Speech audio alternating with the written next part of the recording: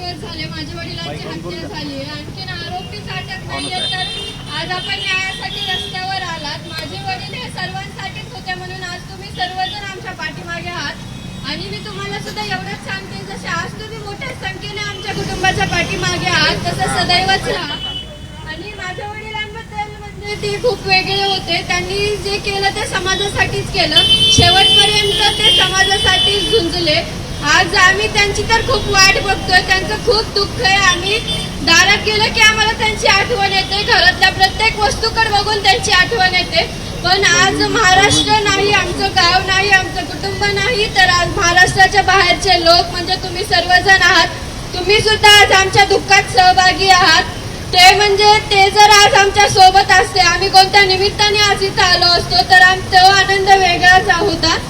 पण ते आज जिथे कुठे असतील, ते आपल्या सर्वांना एकत्र बघून त्यांना खूप आनंद होत असेल की मी गेलो तरी हे खूप एकजुटीनं काम करतात, आपल्या न्यायासाठी लढतायत. आणि तुम्ही कायम असेच आमच्या सोबत राहा. आणि जे माझ्या वडिलांचं स्वप्न होतं आपल्या महाराष्ट्राला पुढे घेऊन जायचं, ते समाजासाठी झुंजले. आणि त्यांना सदैव वाटायचं की आपलं गाव हे खूप छान व सुंदर गाव असावं. त्यांनी गावात खूप उपक्रम राबवले आणि त्यांचं जे स्वप्न आहे, जसं चाचा माझा त्यांच्या लढ्यासाठी झुंजतोय, आमचं कुटुंब नाही, तर आज तुम्ही सर्वजण त्यांच्या न्यायासाठी झुंजताय. आपल्या सर्वांना न्याय पाहिजे, आपल्याला न्यायाकडून अन्यायाकडून न्यायाकडे जायचंय त्यासाठी. आणि मी माझ्या वडिलांना सुद्धा सांगते, जे तुमचं स्वप्न होतं ते मी आणि चाचा नाही तर पूर्ण महाराष्ट्रातील सर्व लोक हे पूर्ण करतील. धन्यवाद. संतोष भैया अमर रहे, संतोष भैया अमर रहे, सोमनाथ भैया अमर रहे, सोमनाथ भैया अमर रहे, सोमनाथ भैया अमर रहे. आणि ही लढाई आपण सगळी लोक एकत्रित येऊन, ही काही फक्त देशमुख कुटुंबाची लढाई नाही, ही काही फक्त सूर्यवंशी कुटुंबाची लढाई नाही, तर हे पुरोगामी महाराष्ट्राची लढाई आहे आणि अहिंसेची पूजा करणाऱ्या आपल्या सगळ्यांची लढाई आहे. आणि या लढाईमध्ये आता माझ्या वैभवी ताई सोबत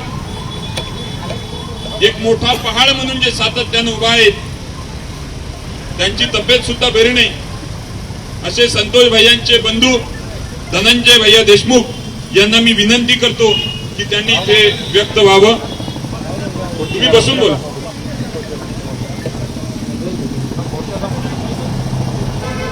मी दोन शब्द फक्त बोलतो तुम्हाला, जे की एका जिम्मेदार व्यक्तीनं काल किंवा आज वक्तव्य केलेलं आहे की कुठल्या तरी एका जातीला पकडून त्याला टार्गेट केलं जात आहे. त्यामुळं मी आत्ता बोलतोय, नाही तर मला म्हणजे तब्येत बरोबर नसल्यामुळं मला बोलता येत नव्हतं, पण मला बोलणं पण तेवढंच गरजेचं आहे.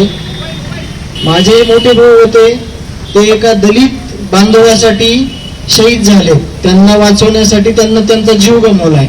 आज तुमच्या अकोल्यामध्ये जे संतोष तांदळे म्हणून सर्व्हिसला आहेत, त्यांचं गाव कुठे आहे मला सांगता नाही येणार, पण त्यांनी ज्यावेळेस माझ्या भावाची हत्या झाली त्यावेळेस मला मेसेज केलेले आहेत की मी तुमच्या भावाची तर जागा घेऊ शकत नाही, पण मी अर्धा संतोष अण्णा म्हणून आयुष्यभर तुमच्या सोबत राहील. ते वंजारी समाजाचे आहेत, ते इथंच कुठेतरी आहेत, ते आम्हाला कालपासून फोन करतायत, आमच्या गावाच्या शेजारचे आहेत. तर मी मुद्दामून तुम्हाला हे बोलायलो की जर कधी असा मेसेज तुमच्याकडे आला अकोल्याला की याला कुठेतरी जातीत बांधलं जातंय, तर त्याला तुम्ही हाणून पाडा. का तर आपण सगळ्या जाती धर्मातील लोक या न्यायासाठी उभारलेलो आहे.